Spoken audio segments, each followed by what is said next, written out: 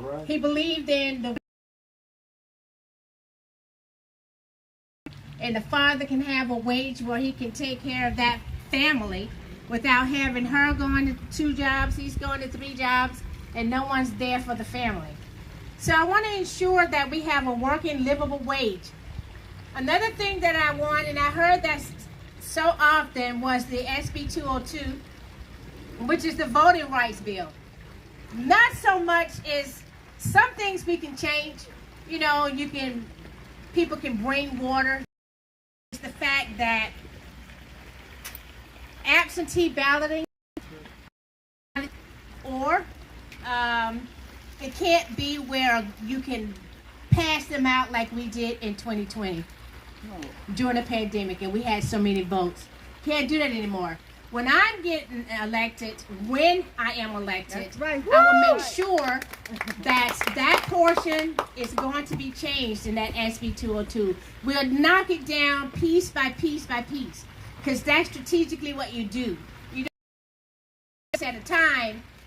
You will have people on the other side saying, well, my grandmother couldn't vote either because of that situation, and we can change that. And then you go to where provisional ballots.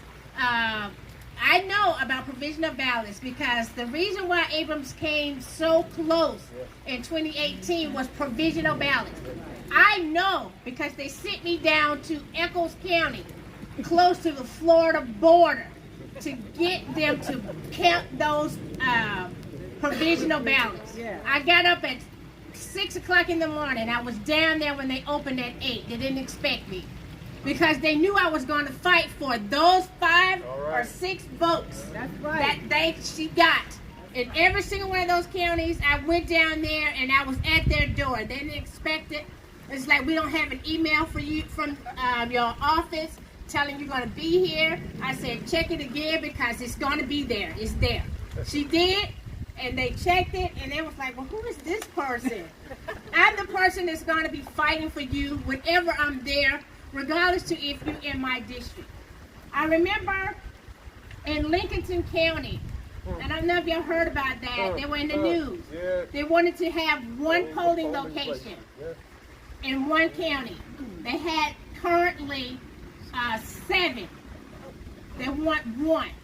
That meant that the farmers would have to leave and the people that had 9-to-5 jobs had to go and ask to be off. Well, in order for that to be non-existent, a group of us went to Lincoln County, knocked on doors, and had people to sign a petition to say that we do not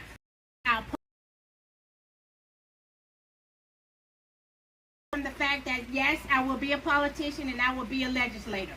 Because that's what you're sending me there to do. Is to legislate laws for every single person in the state of Georgia. Every voter you can't legislate. Somebody once said that. You cannot legislate morality. I cannot be where you are and who love who you love. I can't do that. Legislate my city to ensure that you have the same rights as that person, and that person. That's right. That's what a legislator do. That's right. Also, women's rights are being attacked. Listen, I don't want to be in that closed room when someone goes into their doctor's office. I don't want to be that legislator to legislate the decision that your family has to make as it relates to your body.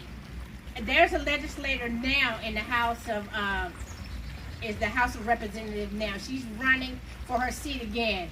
And she always tells the story where when she and her husband young, she was in twins. She went into labor early, and the doctor had to ask her husband, would he want to save the twins' life or his wife's life? He said, save my wife.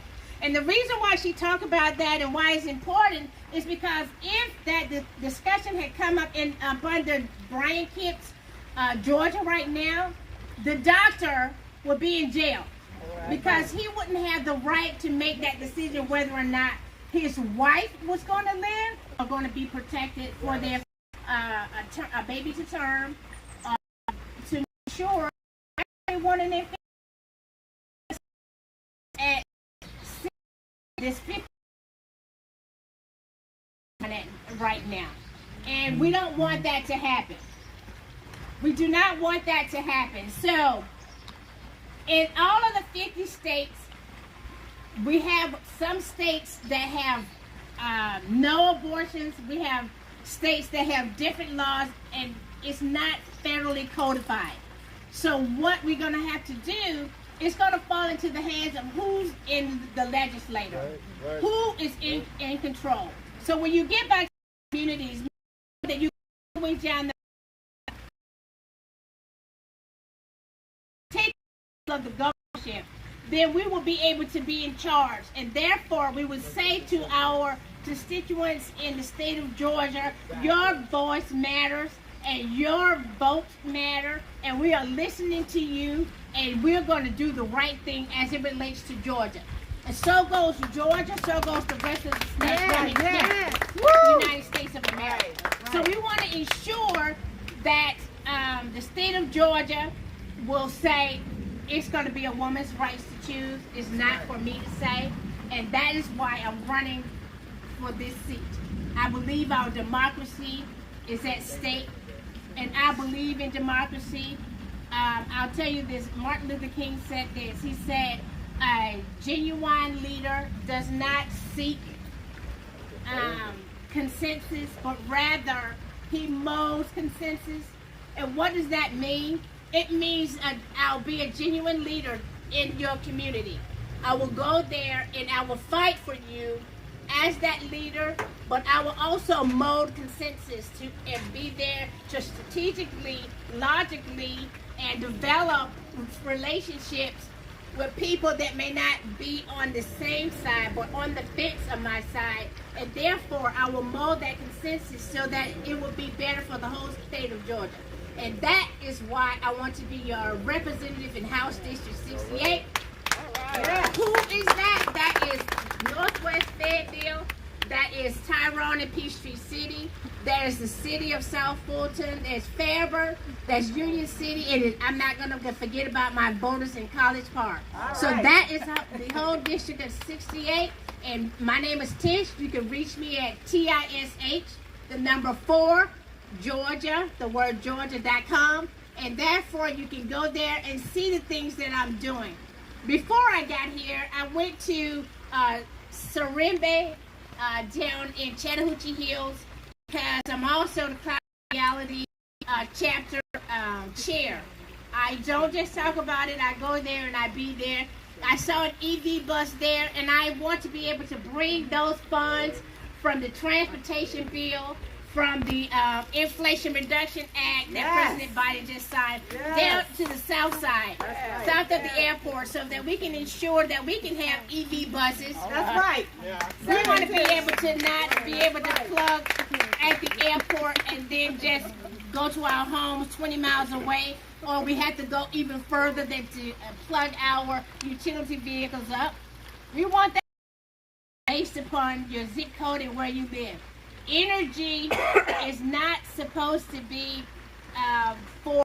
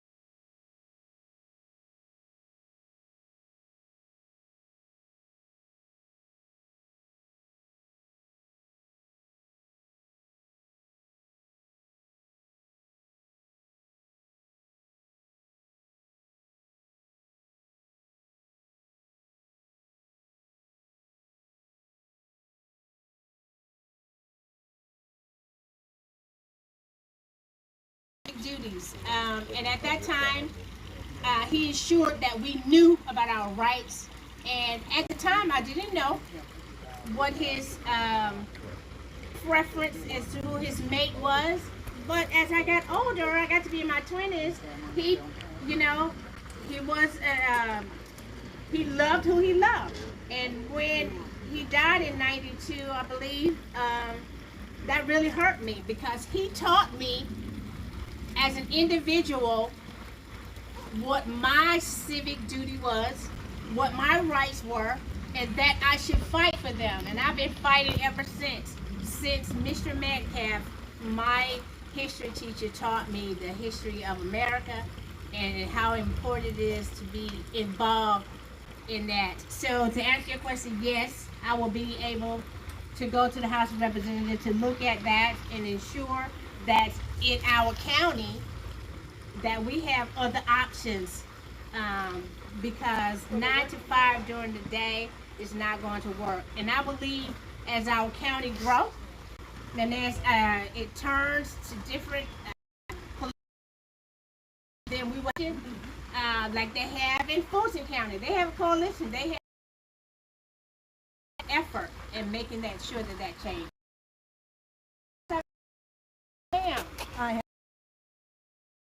Well, when we grew up, our parents trusted teachers. Yeah.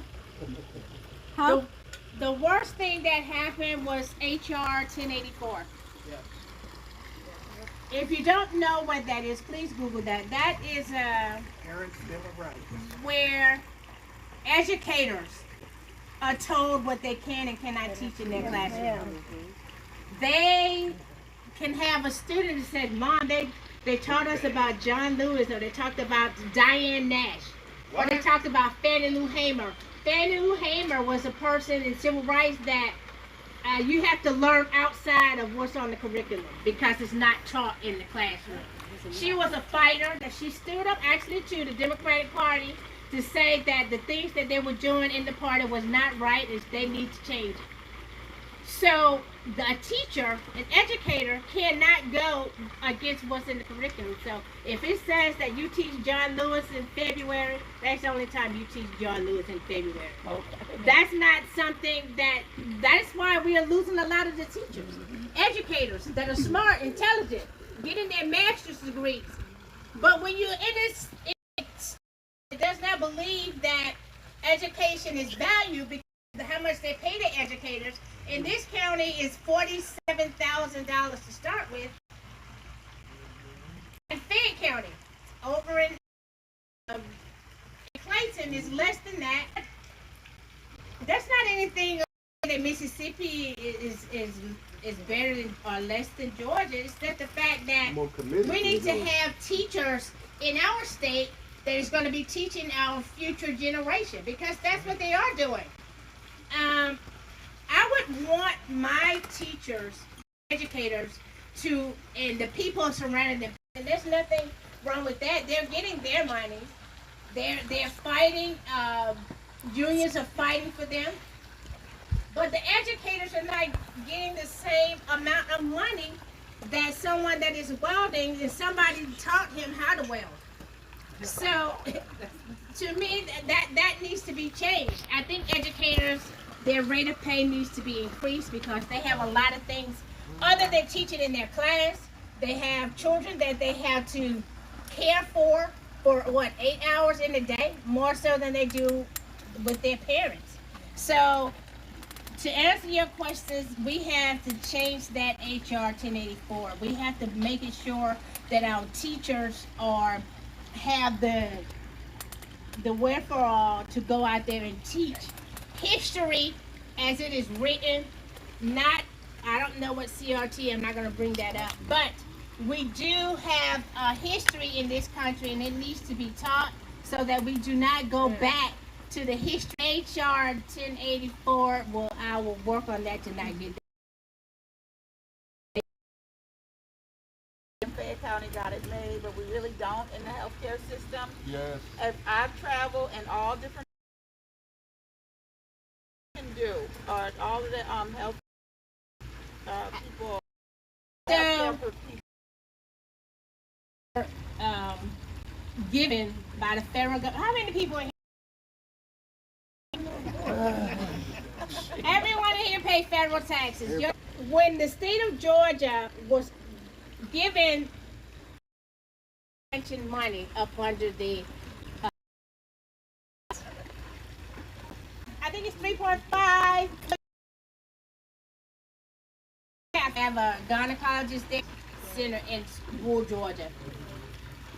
The things that I want to change when Lita Abrams, I call her Lita Abrams, but Lita Abrams comes and she becomes the governor, the first thing she's going to do is expand that Medicaid. And when people think about that, people think of it as a stigma to have Medicaid. But you're already paying for it if you pay federal taxes. That's true. You think they're going to let a person die because they don't have insurance? They're going to have to take care of that because do no harm as a physician. They're going to have to take care of that person and that patient, and then you, the tax dollar, you, the tax-paying American, you pay for it. You pay for it already. So why not have it where everyone has affordable health care, can have the prevention Medicare and Medicaid that they need so that they don't have a crisis. They do not have a crisis. One of the things that was good that the legislators came is expanding Medicaid for 1 year for women who have children. Now that was something that was good. Another thing that happened was they made it so that mental health would have the same ramifications as health care. It's not just going to be mental health. Sometimes when you go there, you know your deductible is much higher because it's a mental crisis. That bill that we have is called the Healthcare Parity Bill. That changed a lot of things in the stigma behind mental health. And I want to expand on that as well.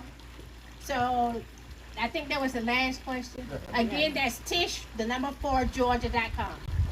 All right.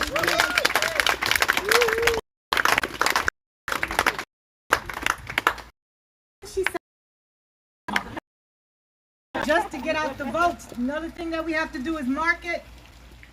So who markets for the candidates? We do. Oh, say it louder. We do. Get up.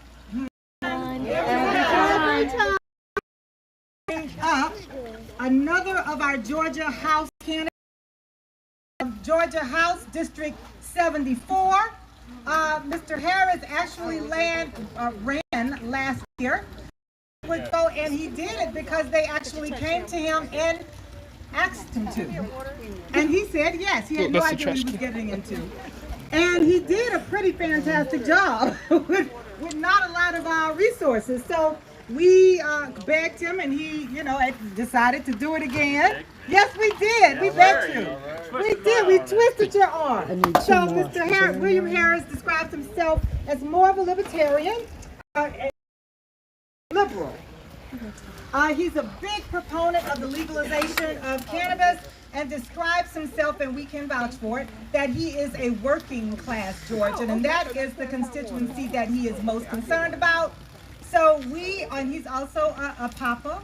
So he has, and he does a lot of child care. So he's a person who is can relate, is a part of it. So it's a great. Look at the shade over here, y'all. My name is William Harris. More conservative.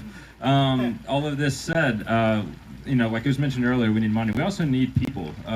Bodies count more than others. We need to work on it. From the Koch brothers. My budget's $5,000, but because I'm a member of the working class, I can make $5,000 stretch, right? And so I know how to run a campaign on $5,000. 2 years, because we know that this district's going to flip. We know that Fayette's going to flip blue. We already have that. There are 4 districts, state representative districts for this county, and we're confident that 2 of them are going to remain Democratic. One of them is uncontested. Know anybody who lives in Mystery City? We need somebody to run for that district. Get them to us now, because they're embedded in our campaign. Go ahead and get trained now. So then.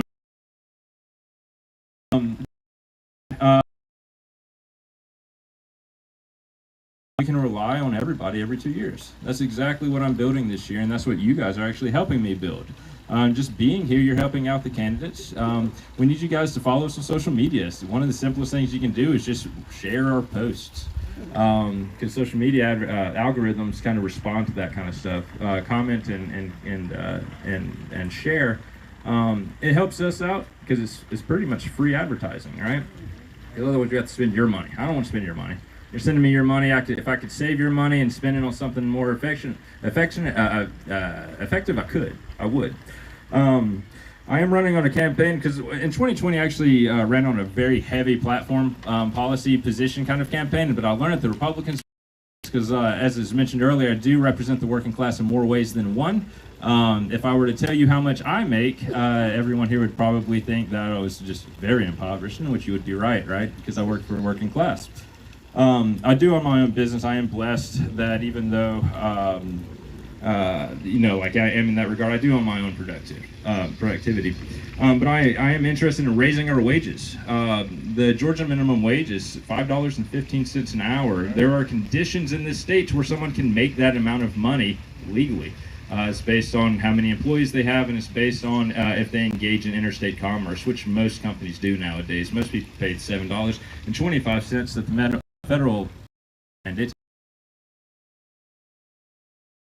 Kept up with the growth of the United States economy, the minimum wage right now would be $22 an hour. If you're not paid $22 an hour right now, someone is underpaying you, right? And a lot of people aren't making $22 an hour. I do live in Fayetteville. Lived in Fayetteville for the past 8 years. I do come from Griffin, and it was mentioned earlier. If you cross the Flint River, we're talking about the median income of a family more than halving. In Fayette County, our median income is about $90,000 for a family. If you go across the Flint River to Spalding County, it's 39, 36, around those numbers. And it's absolutely outlandish to me how we have two cities that are so close together, and they're so different in almost every single regard. My children attend Inman Elementary. The big reason why we moved to Fayette is because of the school systems. And the next closest school system in Spalding County is Cowan Road Elementary and Middle School. And if you go look at their corporate sponsors board, it still has CC's Pizza rusted on their board. CC's Pizza has not been in. We're looking at communities where they're devastated by wage stagnation. Whenever we don't have enough wages, we're not out spending money at our local restaurant services and etc. I am interested in protecting our local environment. It's an important aspect for me. It's a nice day right now, but pretty soon climate change is going to make it inhospitable to live in Georgia, just by nature of being unable to sweat. Sweating is something that's important. We're about to cross a threshold where the human body cannot sweat. My children, it was mentioned earlier, my children deserve to inherit an habitable world. Period. Whenever I was being raised, it was leave the world a better place than how you received it, and that was not necessarily given to my generation. November 9th, everybody, which is the day after. Let's hope that I get an outstanding birthday present, right?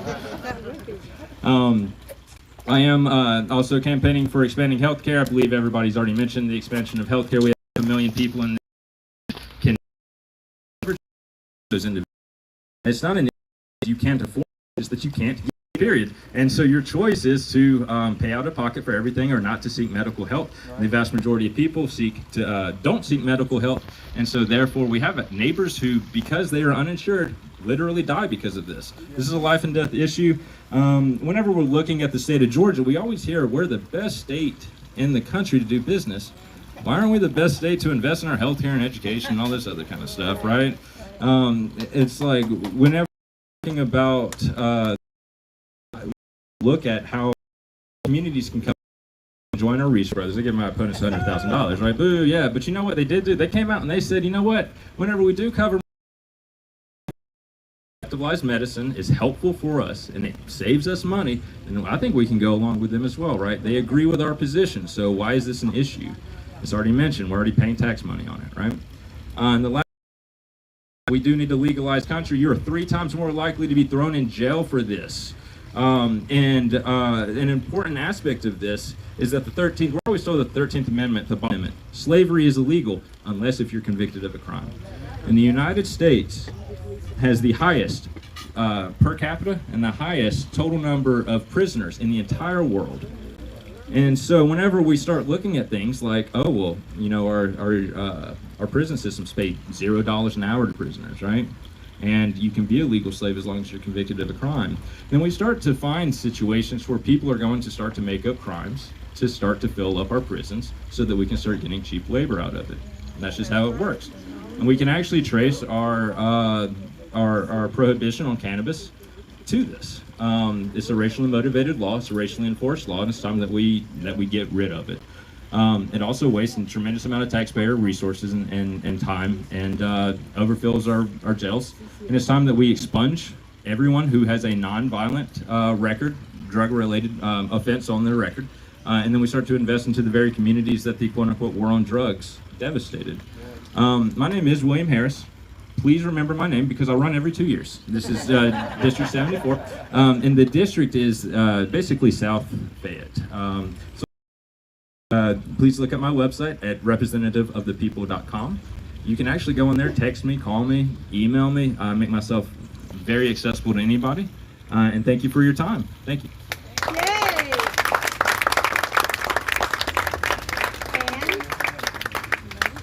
Don't we have some good candidates? Yes. Okay. All right, ladies, are we ready? Yep, we are. Are we ready? All right, ready? Go. Go blue! Down the line! Every time. All right, I'm getting better. All right. Now, that was good. That was good. Okay, Commissioner Rousseau, is it okay if I end with you? That's fine. Yeah, okay. All right. So let's go to now the next person on the list. Dr. Regina.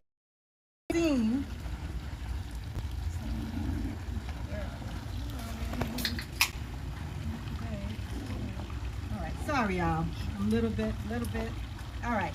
So Dr. Dake has entered the scene, and just in time. Let's be clear about it. Something about education. You don't you think? I mean, it's this time. All right. Leonard did a good job. It would be nice if you were on the school board and you just had a little bit of knowledge on what it means to educate a child, right? So we do have some issues going on right now as it relates to the attacks that are being placed on our school board members and on our schools, and just that we have had actual legislation. We've been talking about school boards, and Dr. Day brings that to the table. She has been married for 31 years. So that's something I just had to admit. That's a feat right there, right? So I had to bring that up, y'all. And she also has been as a driven CTAE, Career Technical and Agricultural Education leader. So she has, and she'll tell you about that. I'm not going to go into that, but she has been very involved in making sure that students have various types of opportunities and various ways of learning, because every child comes with a different set of requirements. So she has done that, and she has done well. She is a PhD, as you know. And then finally, I the is Southern Jaguars. So just on that, you should give her your vote. So come on out here, Dr. Dade, and tell us what you're going to do in County. District 4. SU Jaguars, SU. often imitated but never duplicated. Never duplicated. Well, good afternoon, champions.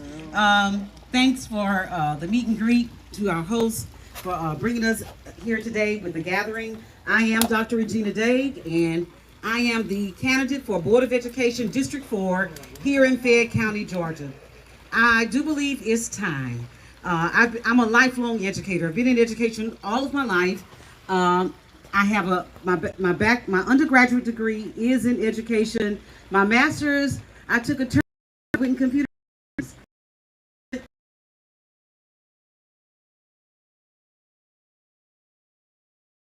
into education. I did not want to go into the computer science industry, so I wanted to stay in education. So my master's, my specialist degree is in educational leadership / technology, and my doctorate of education is in educational leadership. I have had the privilege and opportunity to serve as Georgia Future Business Leaders of America board member. We governed over 27,000 members in Georgia Future Business Leaders of program in the state of Georgia. I've had the privilege of having 7 regional officers, 1 state officer, 5 CNN Leadership Unplugged students. I have 1 student to do CNN Leadership Unplugged and CNN Leadership G5 in 1 summer. He was the only student that ever did it. They said they had never done it, but he was so impressive. They liked him so much, they allowed him to participate in both of those programs. Something got my eye. I believe every student deserves the right to have a proper education. There's over about $230 million in the education budget. But when I look at the pay level for our educators, they're starting at $47,000. They're starting off above the teachers in Fayette County. Now, if we're in the top 10 in the state for our students, we're the best in the state, right? I heard, did you say number 5? Tish said number 5 in the state. Why aren't we number 5 in the state with the teacher salary? Okay, $47,000 a year is not going to get an educator any place to live in Fayette County. They're doing Uber, Lyft, DoorDash, or Instacart. They're going to have to work another job in order to live in Fayette County. The apartments here, you're going to pay at least $15,000, not $1,500 a month, or $1,600 a month. With the new ones that they're building, some of them they're over $2,000 a month. So a teacher just can't afford to live here. And I know that as an educator, you're more effective if you can live in Henry County. So it was a 1-hour commute in the morning, a 1-hour commute in the evening, just because of traffic. Not the distance, it's just because of traffic. But I enjoyed working with my students, and that's why I would stay there every day until 5:30, head home, and then do it all over again, because I wanted to be there for my students. They used to hang out in my classroom after school. I really never got a break because they always wanted to just hang out with me. And they said, if you lived here in the county, we'd be at your house every day. I said, I know. And even on our off days, when teachers like a fall break, my students found their way to my home in Fayette County. They would get their parents to bring them. We want to go hang out at Dr. Daig's house, and I enjoyed it, okay? We'd hang out, cook, play video games, all that good stuff. But I really believe in the educational system here in Fayette County. We have a strong educational system. My responsibility, I believe, is to improve what we have. Teachers should be well respected, they should be well paid, and they should be well trained. They should have the professional development training on a continuous basis. Our students should have access to programs like they have programs at some of the other schools in the school district for aviation. I believe it's only at 1 school. Well, we should make sure that all of the schools are aware that those programs exist, so that if the students, other students like at Fayette County High School or Sandy Creek have an interest in those programs, they should be able to have access to the programs. Make sure I didn't come from a rich background. We weren't poor. We were poor. Because in 1988, after I graduated from college, I did 1 semester working my master's, and was like, I don't like that program. It wasn't that I couldn't do the work. I just didn't like it. I came to Atlanta. I never told y'all this, on $75 in my pocket. But I was hanging out with my friends. We had a nice trip here, and before I left, back, I got my knees by my bed. I knew all I had was that $75 in my pocket.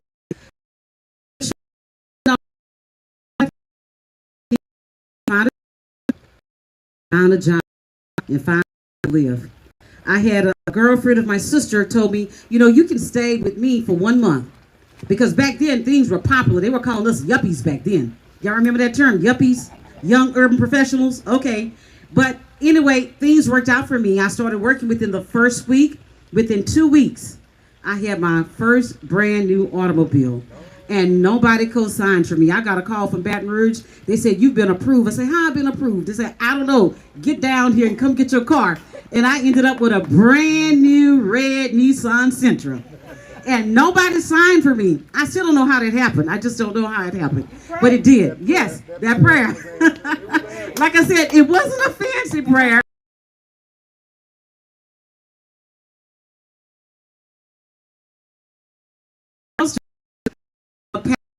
Shows, and that became my family. It became home. I got involved with their educational program at the church. I would tutor every Saturday students that needed help in school. We would tutor elementary schools. So I've always been involved in education at some level or the other.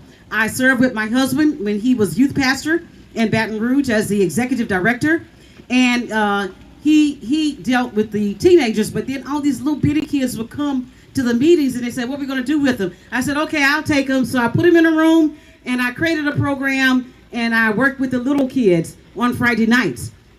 And we've always worked with kids, whether I was in the school system or working with him in youth ministry, taking 3 buses to camp during the summer, to Discovery Camp. So it was really, we actually enjoy working with young people. I actually enjoy working with young people, and that's why I consider it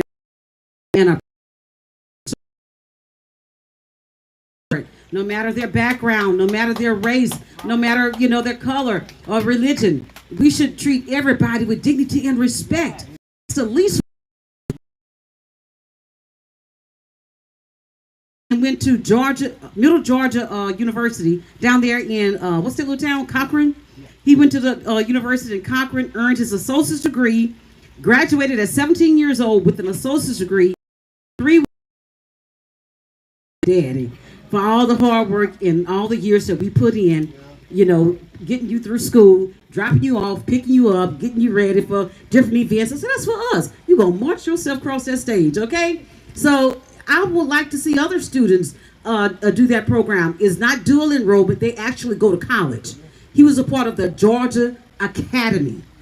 And they have I see them as little kids, 15, 16 years old, going to start in college. And they have a separate residence hall.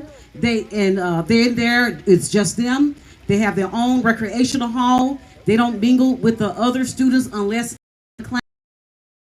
Something that I'm not aware of, I want you to make me aware of it. You can reach me at doc22, doc22.org. That's doc524. When I taught at the university, I give my students my phone number. You are crazy. Why would you do that? I said, because they're only going to call me if they need to. I said, I want them to have access to me. I'm making myself accessible to them. If something happens or prevents them from getting to class, things happen. I want them to be able to call me. And they did. I had one dad showed up at my room one morning while I was lecturing, knocking on the door. And I was like, what does this guy want? So finally he interrupted. He said, "Professor, I'm sorry, but my wife is in labor, and she sent me here to let you know." I said, "Thank you, but get back to the hospital," So, but I like for people to have access to me. I think if you're going to be in a leadership role, you need to make yourself accessible, so I'm making myself accessible. So that's doc22.org or 770-927-7524. If you have any questions, I'll be glad to answer your questions. Yes.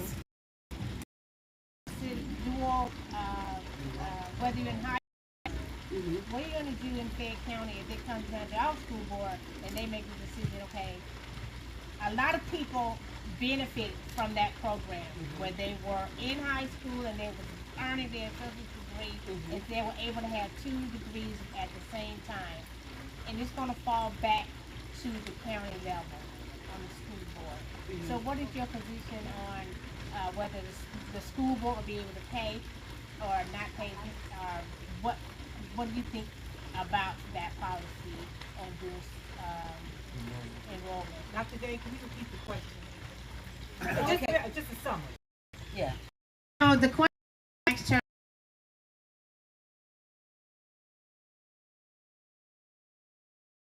And my question to Dr. Day was, what was she intend to do in Fayette County? I believe we need to keep our options open. Our neighboring school districts, academies where students can actually go there and work on their associates while they're in high school. Look, we have smart kids. And it's not easy letting a 15-year-old go to college, but we knew our kid was advanced. And we saw that he was bored. The work for him just was not challenging. He needed a challenge. These kids are getting smarter and smarter. I don't know if y'all noticed, but they're smarter than what we were, okay? He needed a challenge.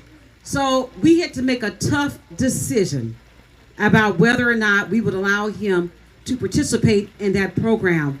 And it was a game changer for him.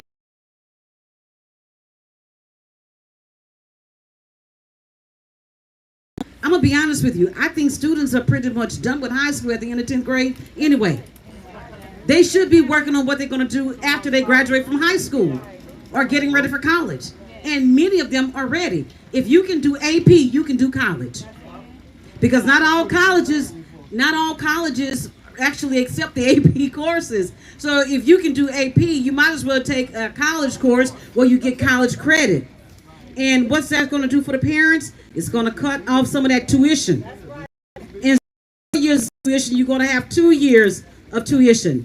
And then, these kids get scholarships. I thank God that ours got a scholarship to go to Mercer University, okay? So it helps. Now, it comes down to the money. And I know they say, well, the money is going to leave the school district, and that's true. When our son went to Middle Georgia State University, the money followed him because he was still a high school student, technically, and the money did follow him. So they don't give him all the money, okay? Like students get over $9,000 per student in Fayette County High School or in Sandy Creek. They don't get all the money. They may get half of it. And it'll go towards their tuition to help pay for the college tuition. And then the parents still have to come out of pocket for the rest of it, especially when they're getting the associate's degree, because normally they're earning the scholarships at that level. But before they finish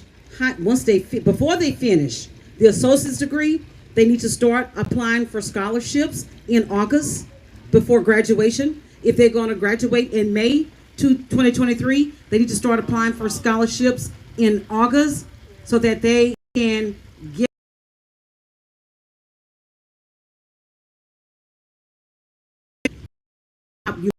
here. But I believe university, the doors are open and you can get in, okay? I'm an HBCU graduate. If the door is open and you can get in, you can get in. That does not mean that you will not be successful in life. If you go to a HBCU or if you go to a state university, you can or a community college, you can still be. We also need to make our students of 3 years, and they come out and they start their own business, end up making 6 digits. It is possible, okay? So we need to make sure the students are aware of all of these options that we have. But I would 100% support students getting the associate's degree. Yes. I'm looking for partnerships. Now we understand that this generation of children are different from what we were. We can't teach them the same way that we were taught. What do you suggest as far as programs and as an educator? Well, one of the things I believe we'd have to partner with other organizations within the country, for example, if they take a math course in Fayette County. We need to open that up. If they are taking a course at the high school, they should be able to participate in some of the extracurricular activities that we have here in the school district. I know people homeschool for many reasons, okay? But I do believe we need to open that up. I would be willing to sit down and have a focus group. I would suggest we do a focus group and talk to parents and talk to students to find out what they want. you know, because I can say what I think it should be, but, you know, I don't have any kids in school right now, okay? So I would want to talk to parents that have children in school to find out exactly what do you want? What do you think we can do to make the educational system better? How can we improve it? And I think that would be the way to go, to get that focus group created and start having those educational conversations. Did I answer? Did you have a question? Oh, that's it. You must have just read my mind. I was going to say, what do you think about teaching these kids coding? Computer coding. Oh, I sponsored a Girls Who Code program one summer. And invited Dr. Loretta Cheeks. You can look her up. She is a data scientist, a renowned data scientist. So yes, I think if they want to learn it, they can. But you know, they have to be introduced. I didn't know I enjoyed computer science until somebody said to me, I wanted to major in public administration, and the chair denied me. I said, I can't. I said, why? Why can't I major in public administration? I want to get my master's in public administration at a computer lab. He said, you need to go in computer science. And he sent me over to the computer science building. We have to have people in our lives that already computer adept and have a certain knowledge. Like my daughter basically codes already, and she's 11. She just doesn't know that she's actually coding. She's writing computer code and things of that nature. Because basically, in 10 years, without any coding knowledge, you pretty much won't be able to do nothing. Are you familiar with Girls Who Code? Yes, ma'am. Okay. Yeah, I would recommend that she gets involved in some of those programs because, and also look up Dr. Loretta Cheeks. She has several programs for girls. She really focuses on helping young people getting into programming, especially girls. Things that they're interested in, things that they want to do. Right. Yeah. Okay. Thank you. Woo, another good one. Another good one. Okay, let's bring this thing home. We are going to bring up one of our own, Brother Rousseau, Charles Rousseau, is running unopposed. He is the, hey, amen, amen. That's right. But we wanted him to come and talk to us briefly. We all know and love him, so in the interest of time, I'm just going to let you start. Thank you so much. Thank you to the Rousers for opening up your home. Thank you all for putting your names on the dotted line, willing to represent us in the very party and your respective nominees. Thank you so much. That we've begun to do, and we talked around systems here that are better than some of our surrounding jurisdictions. We need to begin to talk about or put more emphasis and really push preventive medicine. Going to the doctors, things of that nature. And as a result of that, one of the leadership positions I've taken over the last 7 years that I've represented you was to build a new health center. That's on the horizon. That will happen in Fayette County. Those are services that do not take a lot of money. That's your state health agency. And you can go in to get preventive services that do not cost an astronomical fee when people are uninsured. I am a supporter of the expansion of Medicaid in this part of our delegation. The other things that we'll be doing, I was selected recently as a result of that to visit the White House this week. I'll be representing you at the national level as well as ACCG, which is the Association of County Officials for Georgia. I was selected as a result of that use of the CARES Act, use of the ARPA funds, how we are what we're doing down here in the county, in spite of some obstacles that we frequently have with respect to the mindset of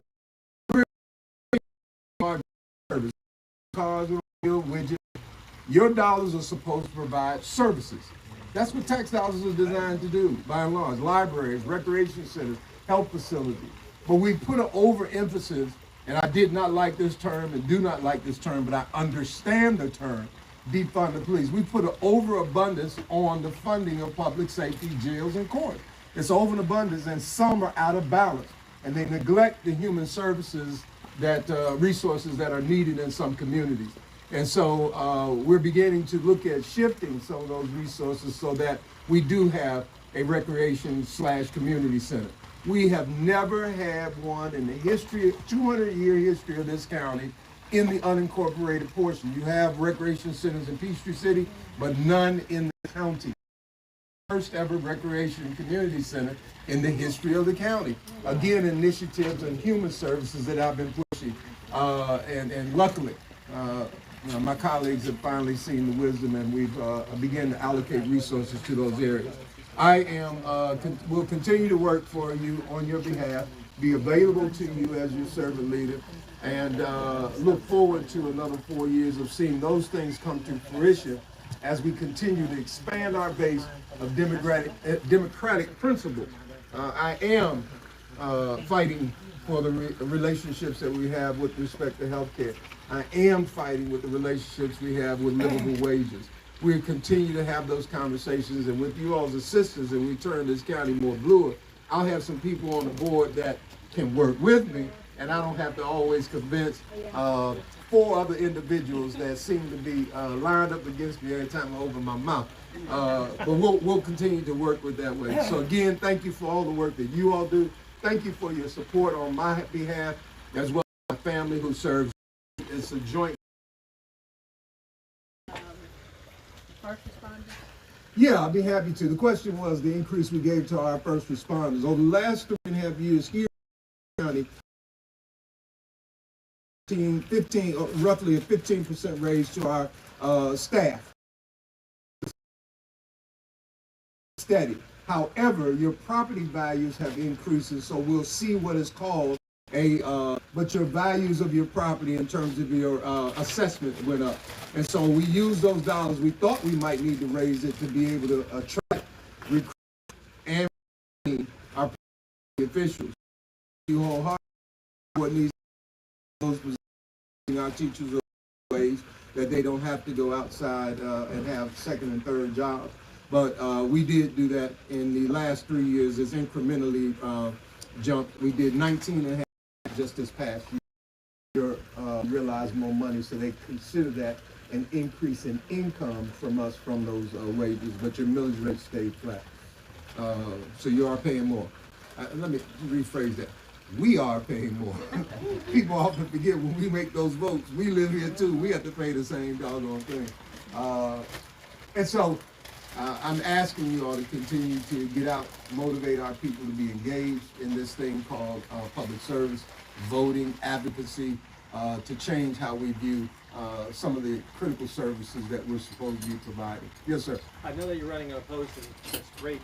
The rest of the board, what's the makeup, and what do you see as being the future? Well, I happen to serve as the only Democrat, and that doesn't give you a snapshot of how we are sitting on the board. Are any of them up for re-election? Say it again. Are any of them up for re-election? Currently, my colleague in Peachtree City is up for re-election. He has no opposition as well. And then in 2 years, 3 other colleagues will be up for re-election in the presidential cycle. We're on the gubernatorial, 2 of us on the gubernatorial cycle, and the other 3 are on the presidential cycle. So you're going to have basically the same environment. For 2 more years. Yeah. Yeah, I'll basically have the same environment. Yeah. But we've been very fortunate to be able to prick some hearts and minds and educate them to do things. We talk about, I got the sheriff this week, when they have to arrest someone, they don't automatically take them to jail. Those are resources that are being used. They have to have medication, they have to have be housed, they have to be fed, they have to be clothed. We cut down on that.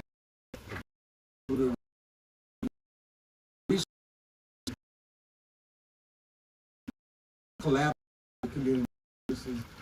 We've been able to do that instead of just arresting and incarcerating people. So I appreciate you all so much. I will represent you well at the White House this week. Thank you. We are blessed to have him. So let's just wrap up. Thank you, everybody, for coming tonight, and thank you for being patient.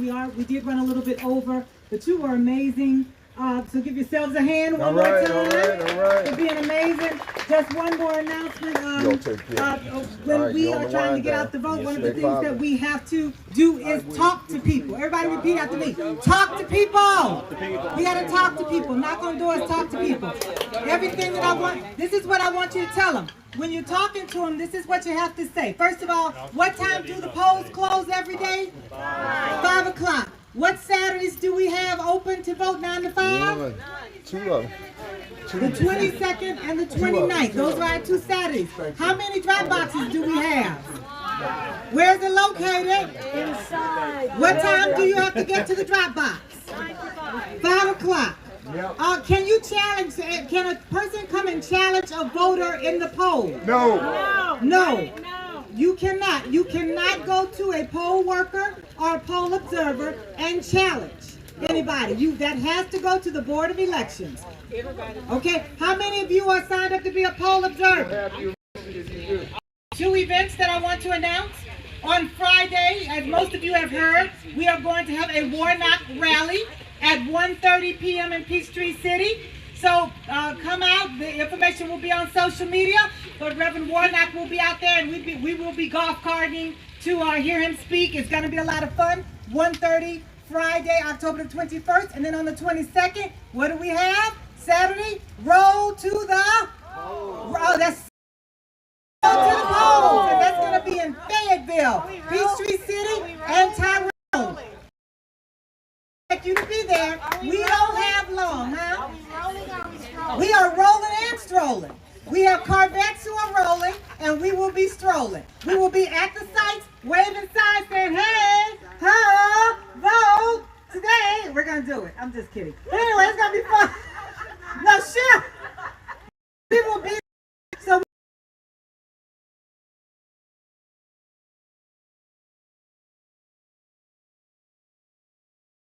Let's get it done. Oh, one more time, ladies.